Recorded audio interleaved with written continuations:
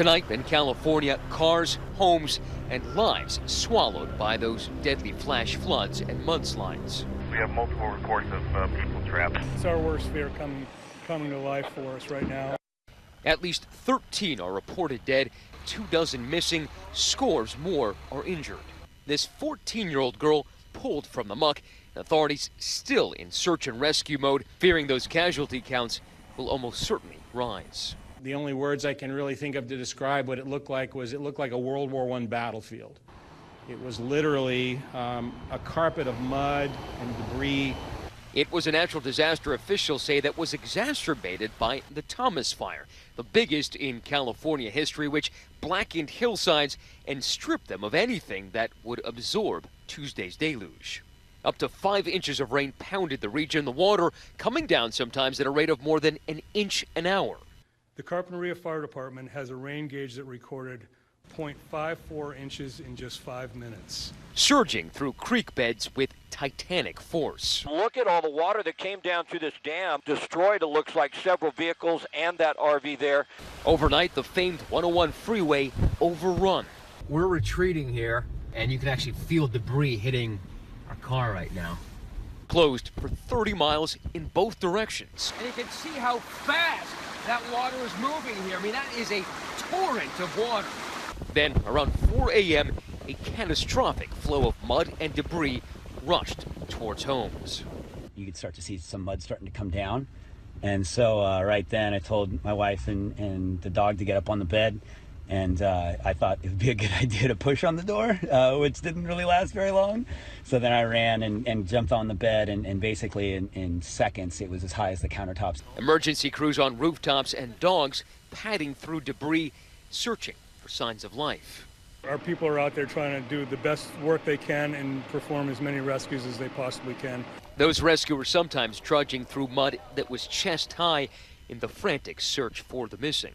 Do you think someone is in there? We have a strong feeling someone's in that house. We're just trying to use our sonar equipment to hear voices. So you think the person inside is still alive?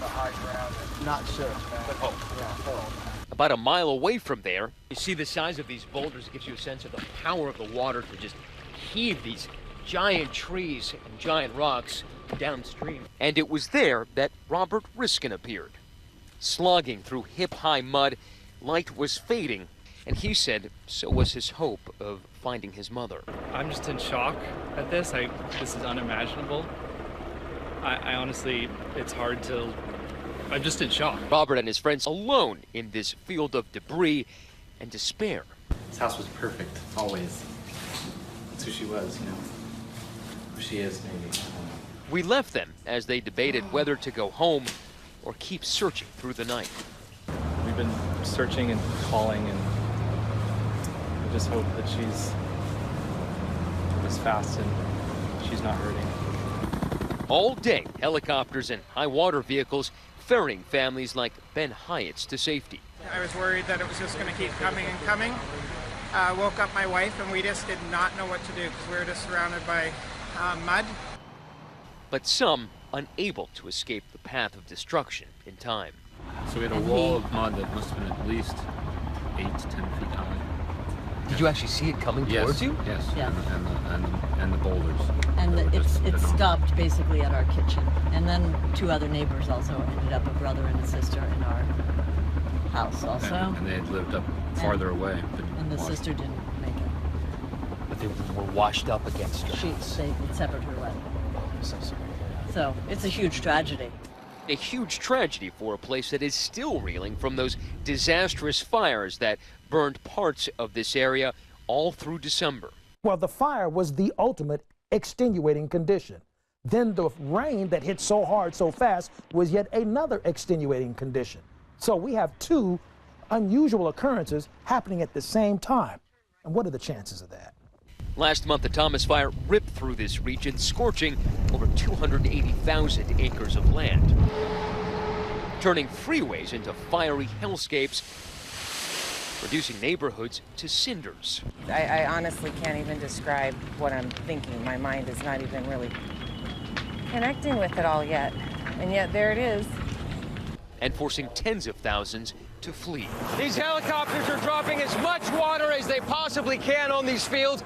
The idea is to stop the fire from getting from this charred part of the mountain down there to those avocado fields and the homes below. Ultimately, that blaze denuded mountainsides, turning much of what could have absorbed that water overnight into ash. Tonight, an eruption of support on social media. Celebrities who live in Montecito and Santa Barbara, like Ellen, Rob Lowe, and Gigi Hadid, tweeting out their thoughts and prayers for their hometown.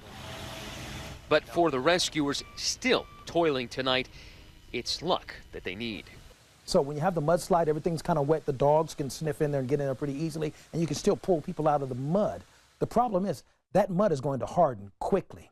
Feverishly working against time and hoping to find some more survivors. For Nightline, I'm Matt Gutman in Santa Barbara, California.